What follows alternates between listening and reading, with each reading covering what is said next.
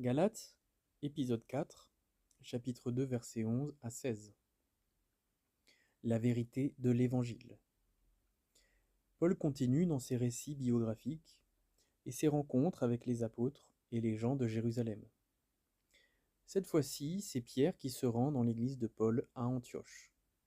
Paul raconte cette histoire, non pas pour médire sur Pierre ou l'humilier, mais à nouveau pour montrer l'unité d'opinion qui existe entre les différents apôtres sur la définition de l'Évangile.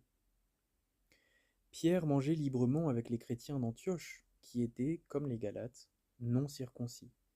C'est la preuve que Pierre avait la même compréhension de l'Évangile que Paul. Les chrétiens sont libres de la loi de Moïse et n'ont pas besoin de se faire circoncire.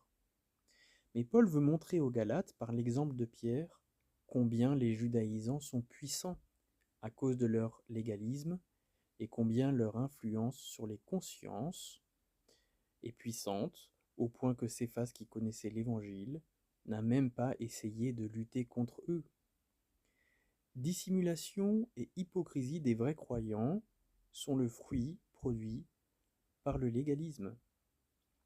Paul décida de rompre le silence pour que Pierre et Barnabas prennent conscience de la nécessité de ne rien céder aux judaïsants pour maintenir dans l'Église la vérité de l'Évangile.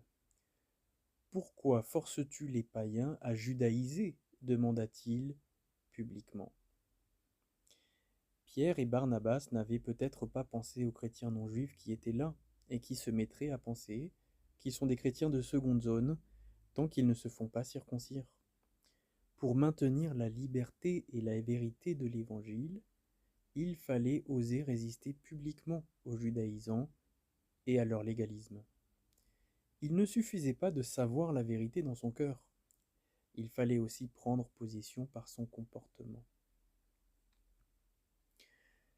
Paul parle ensuite de la mort de Christ pour nos péchés et notre justification, parce que celle-ci a une influence directe sur notre rapport au légalisme et à la loi de Moïse.